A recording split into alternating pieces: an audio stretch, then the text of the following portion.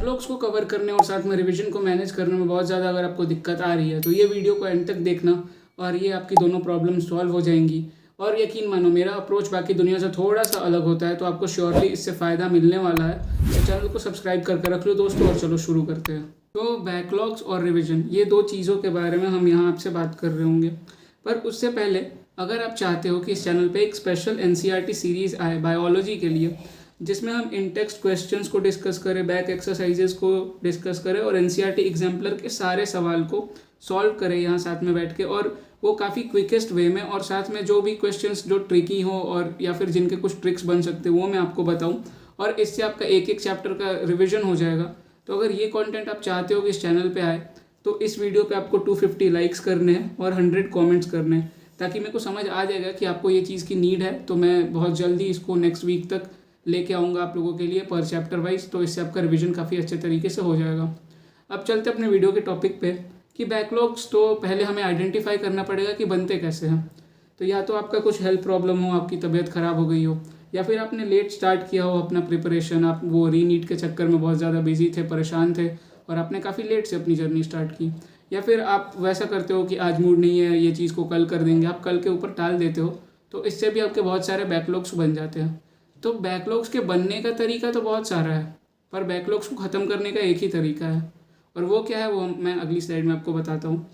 तो देखो, सबसे पहले आपको अपने जितने भी चैप्टर्स है जो कि बैकलॉग्स है उसका लिस्ट बनाना है, और उसके बाद आपको काउंट करना है कि कितने लेक्चर्स ज़रूरी है ये सारे चैप्टर्स को ख़त्म करने के लिए। लेट्स से कि आपके 5 चैप्टर्स का बैकलॉग है और एक चैप्टर के लगभग 10 लेक्चर्स हैं, और 10 लेक्चर्स है 2-2 घंटे के, तो इसका मतलब हो गया कि एक चैप्टर के लिए आपको 20 आवर देना पड़ेगा। और ऐसे ही अगर आपके 5 चैप्टर हैं तो आपको 20 × 5 दैट इज़ 100 आवर्स अलॉट करना पड़ेगा आपको बैकलॉग रिविजन करने के लिए।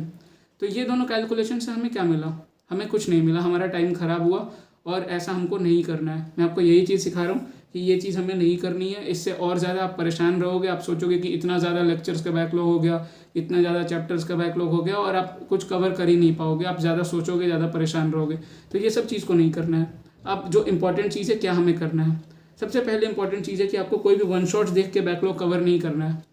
आप अगर ये सोच रहे हो कि आपके जितने भी चैप्टर्स के बैकलॉग्स हैं उसके वन शॉट देख लेता हूँ और उसके बाद मैं क्वेश्चन प्रैक्टिस कर लेता हूँ, मेरे बैकलॉग कवर हो गया, तो आप ये बहुत ज़्यादा ही गलत कर रहे हो। आप खुद को मतलब ऐसे आप सोचो कि एक कोचिंग में एक स्टूडेंट है जो काइनेमेटिक्स के 15-16 लेक्चर्स देख रहा है 2-2 घंटे के, यानी लगभग 30 घंटे वो चैप्टर को दे रहा है, और आप एक 5-6 घंटे का वन शॉट देख के और आप सोच रहे हो कि आप उससे आगे निकल जाओगे, तो ये कभी पॉसिबल होने वाला है ही नहीं। आपको पूरा डिटेल लेक्चर ही देखना है। आप अगर अभी वन शॉट देख रहे हो और अगर आपको अभी समझ में आ भी गया तो लेटली ये होने वाला है कि आपसे क्वेश्चन सॉल्व नहीं होंगे 2-3 महीने बाद वो सेम चैप्टर के, और फिर आपका टाइम वेस्ट हो जाएगा, फिर आपको डिटेल लेक्चर कैसे भी देखना ही पड़ेगा। तो इसीलिए वन शॉट्स मत देखना अपने बैकलॉग्स को सॉल्व करने के लिए, आप अपना पूरा डिटेल लेक्चर से देखना, भले थोड़े टाइम लगे। नेक्स्ट थिंग वही मैं बात करूँगा कि टाइम कहाँ से निकालें हम। तो आपका जो डेली शेड्यूल चल रहा है उसको चलने देना, क्योंकि अगर आप पूरा टाइम ही बैकलॉग को दे दोगे तो फिर जो आपका रोज का चल रहा है वो आपका बैकलॉग हो जाएगा, तो फिर ये एक कंटिन्यूस लूप में आप फंस जाओगे और कोई फ़ायदा आपको होने वाला है नहीं। तो हमें रोज़ का 3 घंटे निकालना है बस। अब वो 3 घंटे हम कहाँ से निकालेंगे? तो सबसे पहले आप अगर यूट्यूब पे ज़्यादा टाइम वेस्ट कर रहे हो, इंस्टाग्राम पे, टेलीग्राम पे, कहीं पे भी ज़्यादा अगर आप टाइम वेस्ट कर रहे हो तो वहाँ से अपना टाइम कट करो। आपको पता कैसे लगेगा आप कहाँ पे टाइम वेस्ट करो?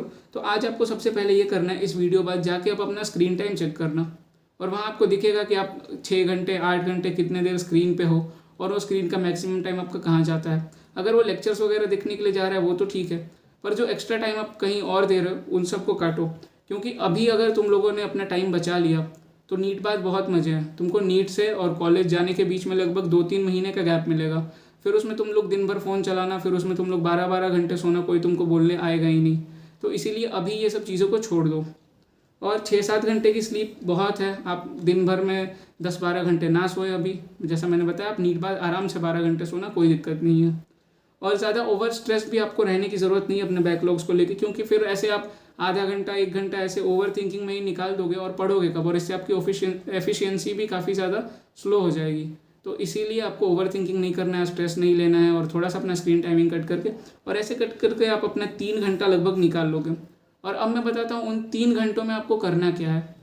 तो एक चैप्टर कोई उठाना है, आपको कोई भी एक चैप्टर उठाना है। आपको ऐसा नहीं सोचना है कि आपका फिजिक्स का एक चैप्टर और केमिस्ट्री का एक चैप्टर दोनों साथ में करना शुरू करते हैं बैकलॉग का, नहीं। मैंने बोला था मेरी अप्रोच थोड़ी सी अलग है। तो आपको कोई एक चैप्टर उठाना है, चाहे वो फिजिक्स का हो चाहे वो केमिस्ट्री का हो, पर कोई एक चैप्टर, और उसके डिटेल लेक्चर देखना आप शुरू कर दो। आप कुछ भी टाइम प्रेशर मत लो, कुछ भी मत लो कि इतने लेक्चर्स हैं, इतना टाइम लगेगा, इतना दिन लगेगा, 8 महीना बाकी है, ये सब ओवर थिंकिंग छोड़ के एक चैप्टर उठाओ और उसका डिटेल लेक्चर देखना शुरू कर दो। और वन शॉट्स नहीं देखने, मैंने फिर रिपीट कर दिया यहाँ पे, आपको डिटेल लेक्चर उसका देख के ख़त्म करो। और उसके नोट्स जो भी हैं आप चैप्टर के जो भी लेक्चर्स चल रहे हैं उसके साथ में ही बनाओ। भले आपको लेक्चर पॉज करना पड़ जाए 5 मिनट के लिए, 7 मिनट के लिए, आप उसको पॉज करो, पर साथ में ही नोट्स को बना के ख़त्म करो। बहुत स्टूडेंट्स होते हैं कि पहले वो क्लास देखते हैं, फिर उसके बाद उसकी स्लाइड से बैठ कर दोबारा नोट्स बनाते हैं, तो वो गलती आपको नहीं करनी है, इससे आपका और ज़्यादा टाइम जाता है। तो इसीलिए भले लेक्चर्स को बीच में पॉज कर लो, लेकिन नोट्स को क्लास के साथ ही बना लेना। और जब आपका चैप्टर ऐसे फिनिश हो गया, आपने लेक्चर्स देख लिए, नोट्स बना लिए, तो उसके बाद आपको नोट्स को रिवाइज़ करना है। सबसे बहुत ज़रूरी चीज़ होती है कि क्लास नोट्स को रिवाइज़ करना।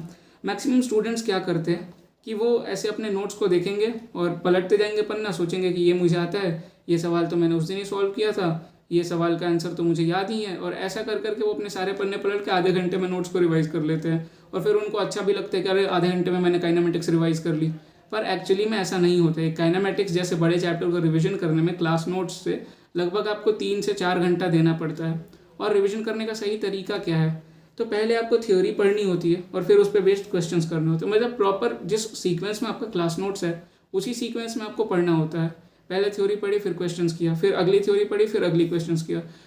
फॉर एग्जांपल मैं बताऊं कि पहले आपने काइनेमेटिक्स शुरू किया, पहले आपने डिस्टेंस डिस्प्लेसमेंट की थ्योरी पढ़ी, फिर उस पर बेस्ड क्वेश्चंस किए, फिर अपने वेलोसिटी की थ्योरी पढ़ी, फिर उस पर बेस्ड क्वेश्चंस किए जो नोट्स में है वही।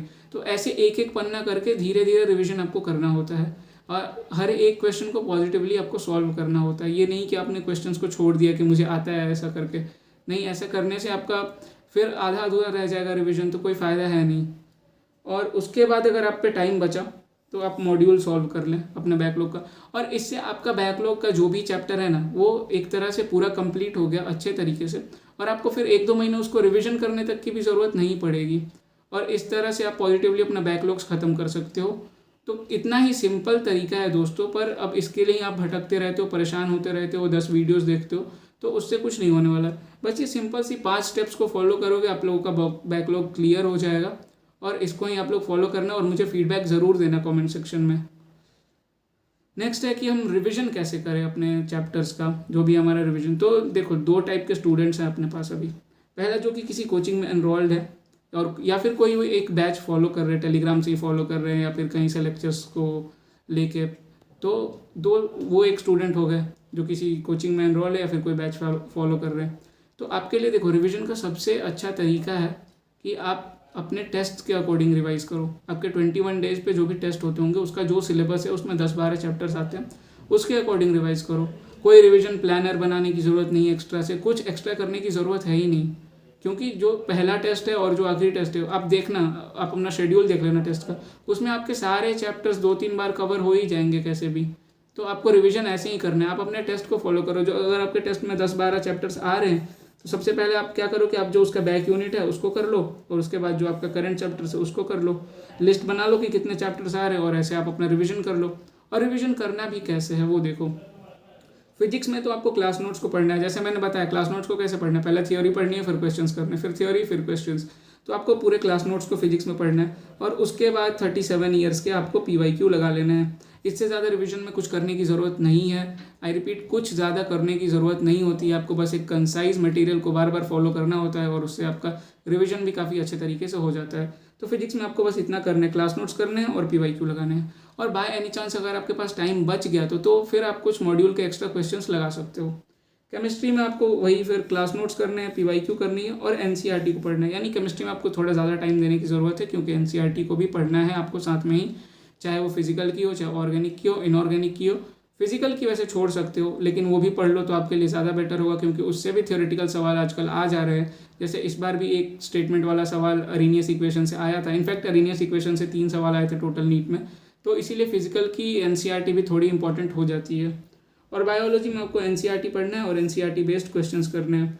तो ज़्यादा बायोलॉजी में ऐसे मेहनत करने की ज़रूरत है नहीं, बस NCERT को पढ़ो। और NCERT बेस्ड क्वेश्चंस कहाँ मिलेंगे आपको, तो मैंने एक वीडियो में बताया था कि एनसीईआरटी बेस्ड बुक कौन सी सबसे ज़्यादा अच्छी है, आप उस पर से कोई एक परचेज़ कर सकते हो, या फिर आप एनसीईआरटी बेस्ड क्वेश्चंस करने के लिए बायोहैक वगैरह की पीडीएफ अरेंज कर लो और उससे कर लो। फिर नेक्स्ट है कि वो स्टूडेंट जो कोई बैच को फॉलो नहीं कर रहे, जो सेल्फ स्टडी कर रहे हैं, उनको रिवीजन कैसे करना है। तो देखो दोस्तों, आपको रिवीजन का तरीका तो वही रखना है। आपको फिजिक्स में आपके क्लास नोट्स और पीवाईक्यू करने हैं, केमिस्ट्री में आपको क्लास नोट्स, पीवाईक्यू और एनसीईआरटी पढ़नी है, बायोलॉजी में एनसीईआरटी पढ़नी है और एनसीईआरटी बेस्ड क्वेश्चंस करने हैं, यानी तरीका तो आपके लिए भी सेम ही है। पर आपको चैप्टर्स पिक करने हैं क्रोनोलॉजिकल ऑर्डर में, यानी जो सबसे पहले पढ़ाई हुआ था उसको पहले पिक करो, फिर उसके बाद वाला, फिर उसके बाद वाला। या फॉर एग्जांपल ले लेते हैं कि पहले यूनिट एंड डिमेंशन, फिर काइनेमेटिक्स, फिर एनएलएम। तो ऐसे क्रोनोलॉजिकल ऑर्डर में पिक करते हुए चैप्टर्स को आपको पढ़ना है और इससे आपका रिवीजन हो जाएगा। तो बात यही थी बस। अब इसको 20-25 मिनट की वीडियो में बताने का कोई मतलब नहीं बनता है, करना तो आपको खुद से ही है ना। तो एक एक चैप्टर को लेके मैं थोड़ी बताऊंगा कि इस चैप्टर को ऐसे रिवाइज करना है। जो बेसिकली जो मेन मोटो है रिवीजन का वो ऐसे ही होता है कि क्लास नोट्स को पढ़ो और पीवाईक्यू को करो। तो बस इतना सा ही आपको करना है और आपका रिवीजन भी हो जाएगा, आपके बैकलॉग्स भी क्लियर हो जाएंगे और आपको अब इस टॉपिक पे कोई दूसरी वीडियो देखने की ज़रूरत भी नहीं पड़ेगी। तो ऐसे आप अपना अच्छे से रिवीजन करते रहो और कुछ भी डाउट्स हो, कुछ भी हो, कमेंट सेक्शन में पूछ लेना, टेलीग्राम पे आके मेरे से पूछ लेना और मुझे ज़रूर फीडबैक देना कि अगर आप लोगों ने ये मेथड यूज़ किया और आपके मार्क्स टेस्ट में इंप्रूव हुए कि नहीं हुए, आपका बैकलॉग क्लियर हुआ कि नहीं हुआ, वो सब चीज़ आप लोग मेरे को ज़रूर बताना। और बाकी थैंक्स फॉर वॉचिंग।